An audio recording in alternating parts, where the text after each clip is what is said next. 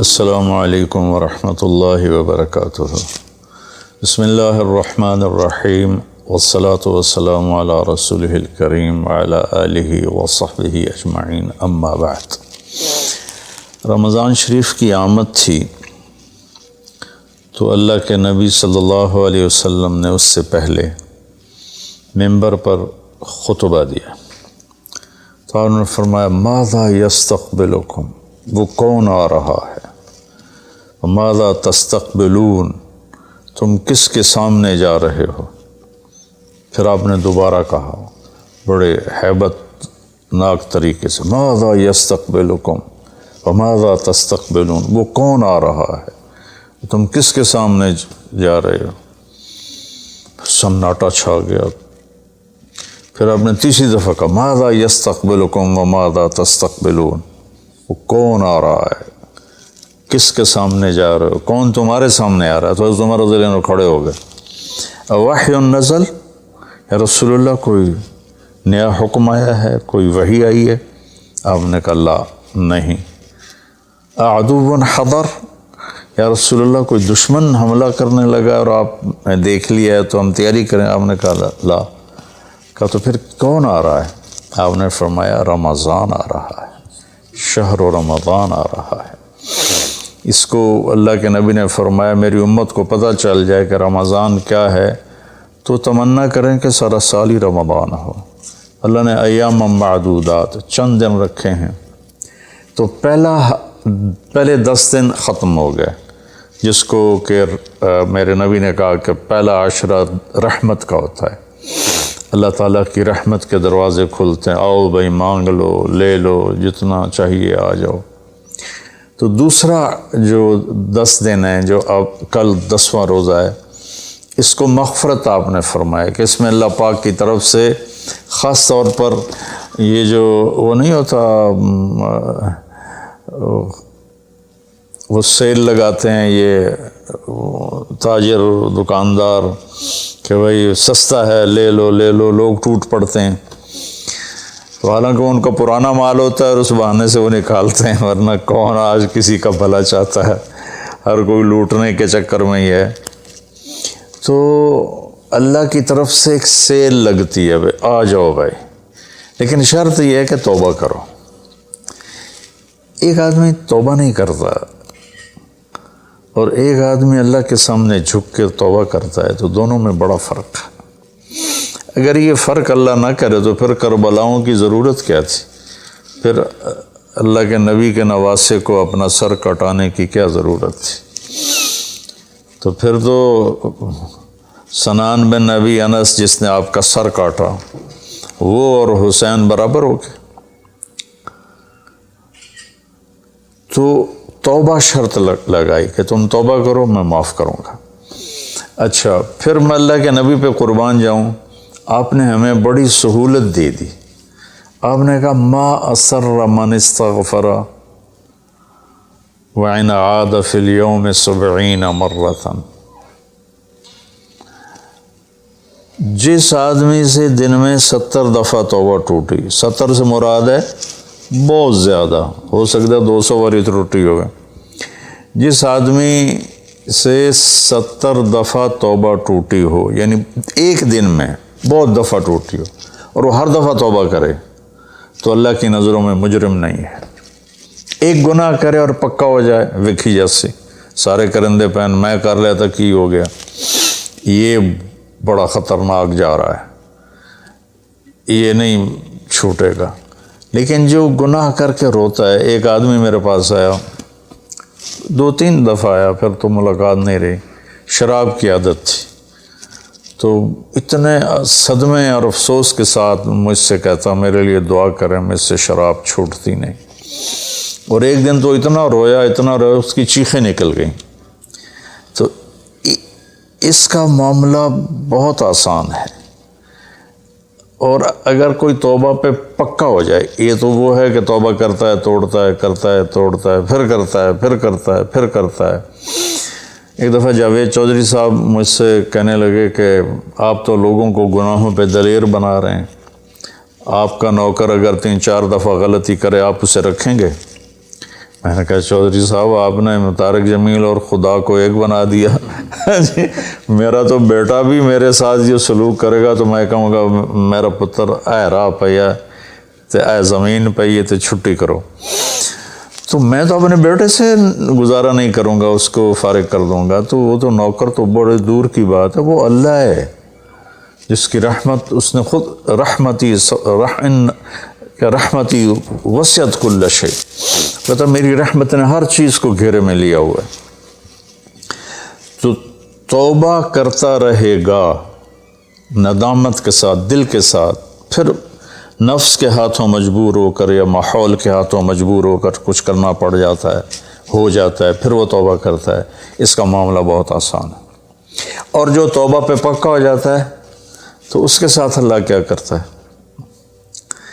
پہلے اللہ تعالیٰ نے کہا کہ والذین لا یدعون مع اللہ الہا آخر، میرے بندے وہ ہیں جو شرک نہیں کرتے، ولا یقتلون نفس التی حرم اللہ الا بالحق، اور جو کسی کو قتل نہیں کرتے، ولا یزنون، جو زنا نہیں کرتے، ومن یفعل ذلک یلقی اثاما، جو یہ کام کرتا کرتا مر گیا اس کو بہت بڑا اس کا تاوان بھگتنا پڑے گا۔ یضاعف لہ العذاب ویخلد فیہ مہانا، فیہا ہے،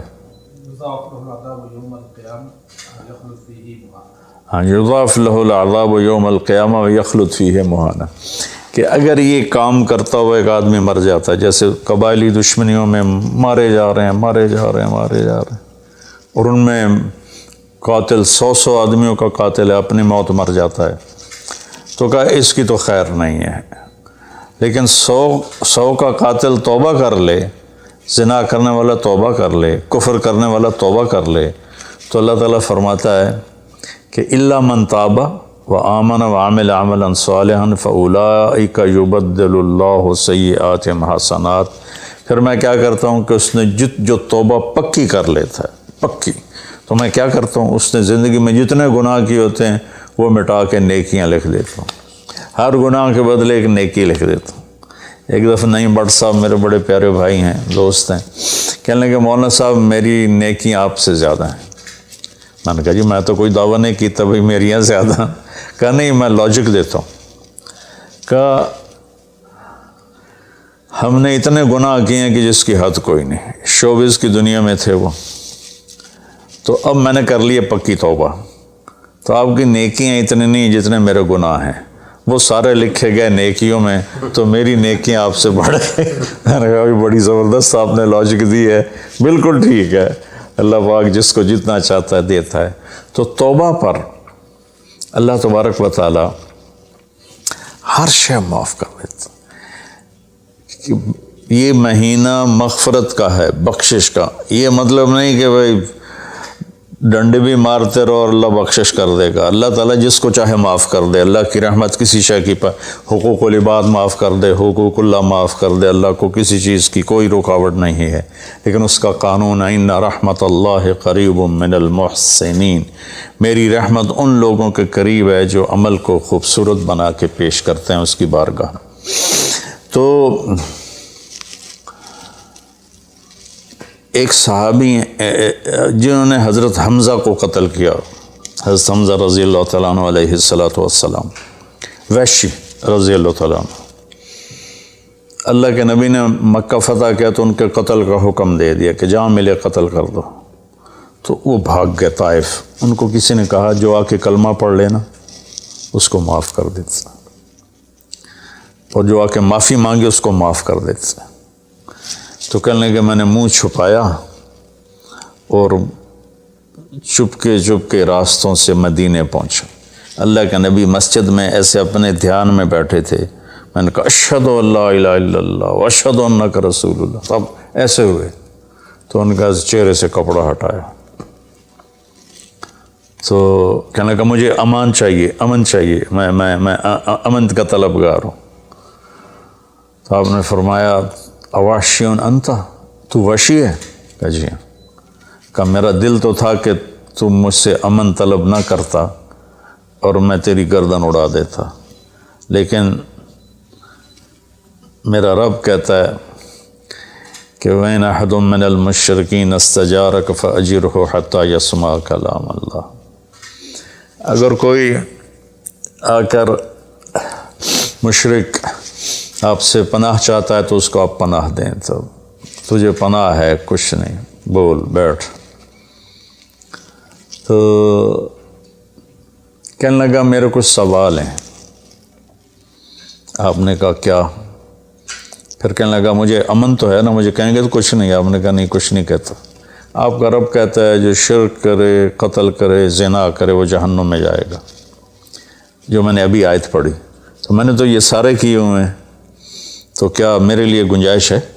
آپ نے کہا اللہ کہہ رہا الا من تاب وآمن وعمل عملا صالحا فاولئک یبدل اللہ سیئاتہم حسنات وکان اللہ غفور الرحیم، کہ اللہ تعالیٰ فرما رہا ہے جو توبہ کر لے، جو ایمان لے آئے، جو اچھا عمل کرے تو اللہ معاف کر دے گا۔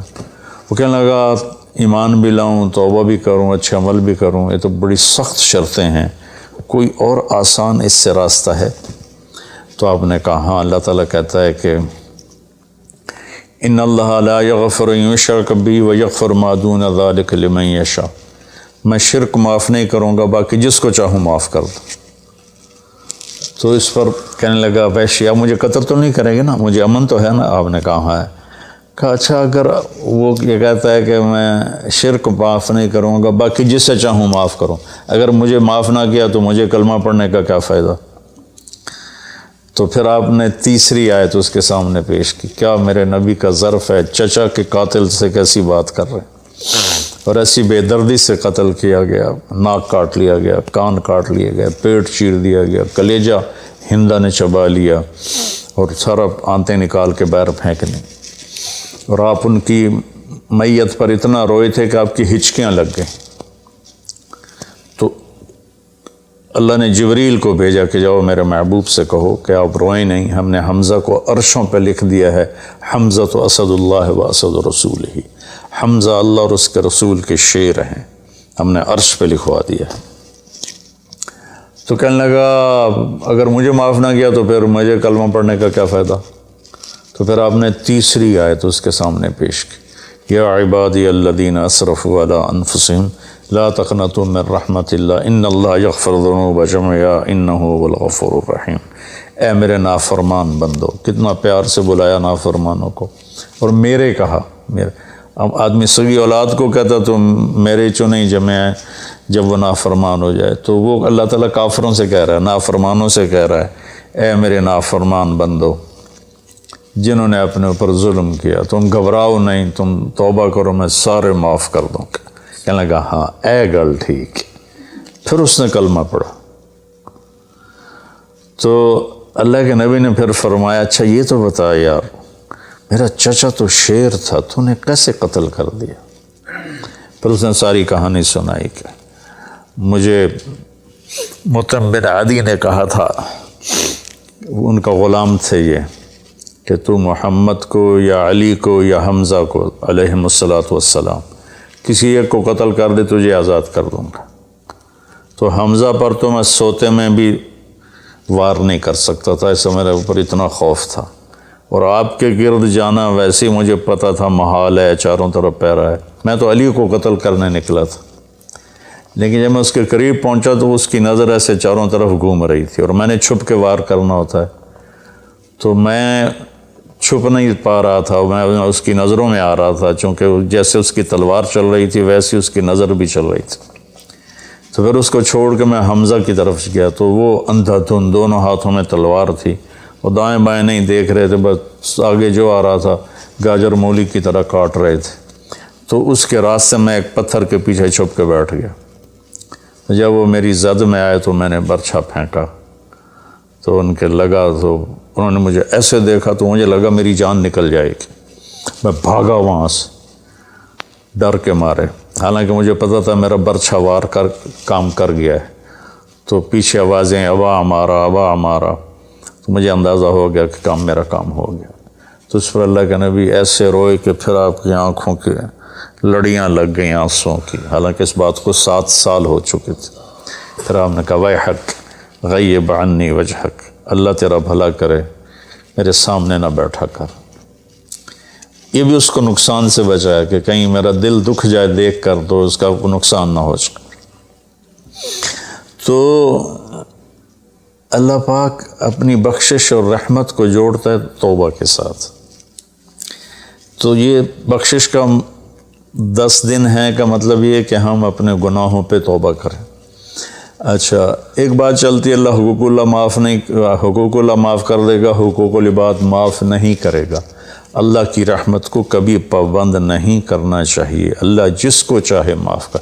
وَيَغْفِرُ مَا دُونَ ذَلِكَ لِمَن يَشَاءُ۔ ہاں، حقوق العباد کی عدالت بڑی سخت ہے۔ حقوق اللہ کی عدالت نرم ہے، حقوق العباد کی عدالت سخت ہے، اس میں وہ بندہ بھی انوالو ہوگا جو مظلوم ہے، تو وہ پتہ نہیں معاف کرے نہ کرے، لیکن اللہ اس کو اپنی طرف سے دے کر اور اسے معاف کر دے، یہ اللہ کو قدرت۔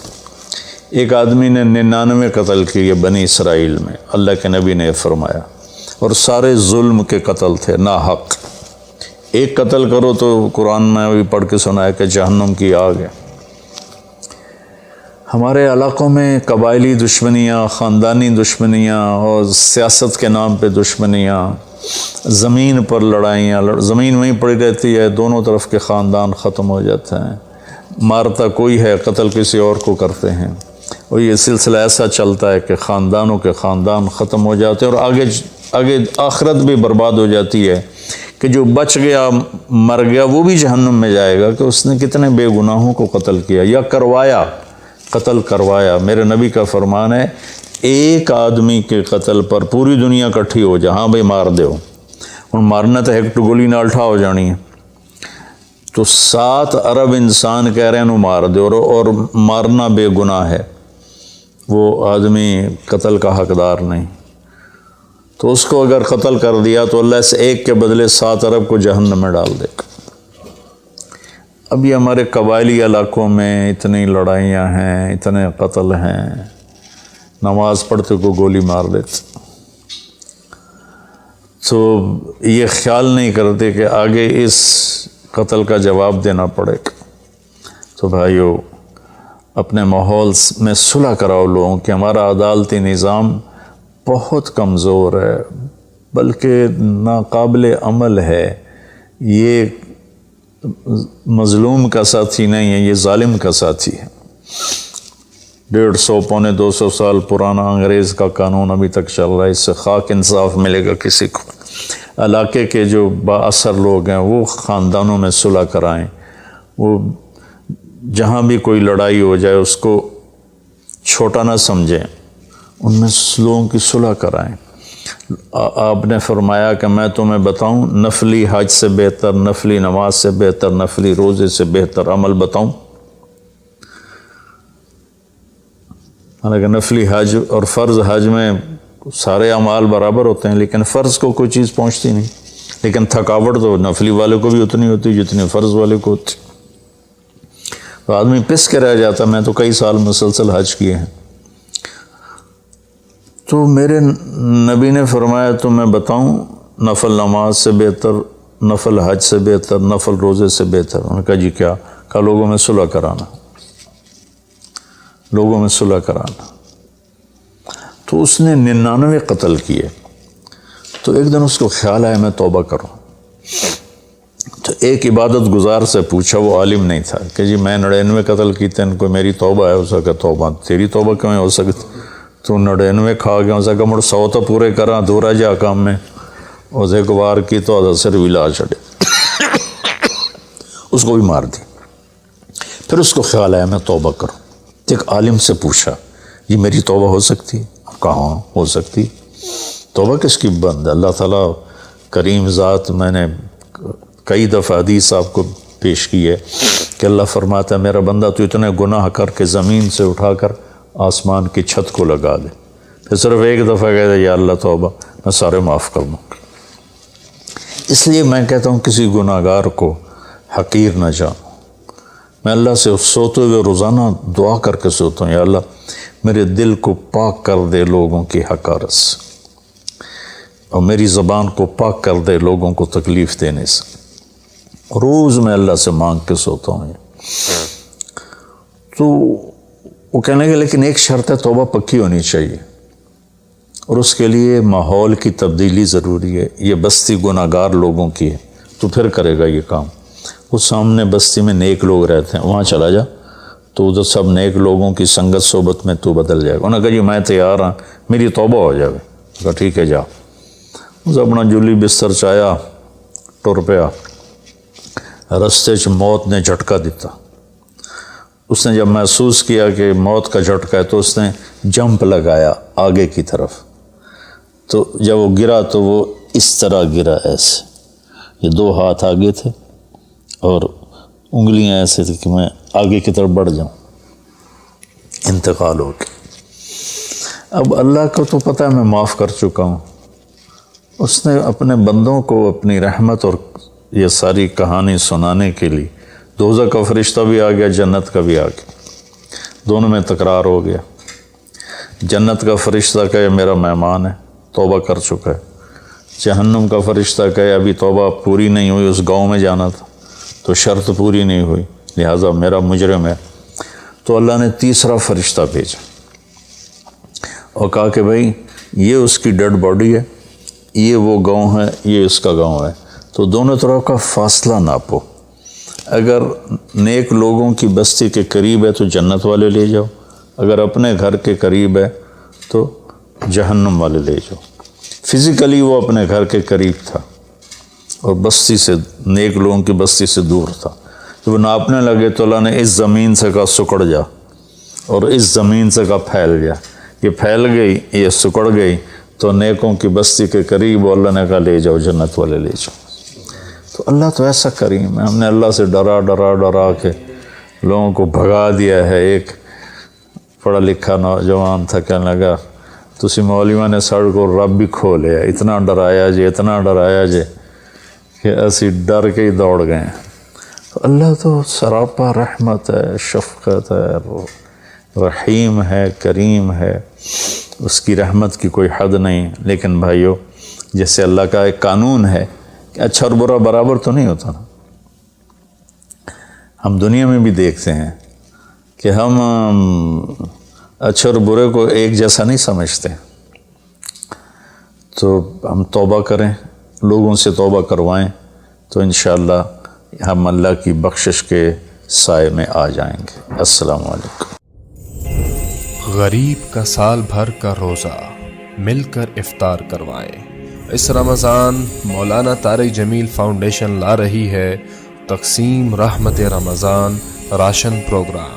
تقریباً 3000 مستحقین کے گھر راشن پہنچانے میں ہمارا ساتھ دیں۔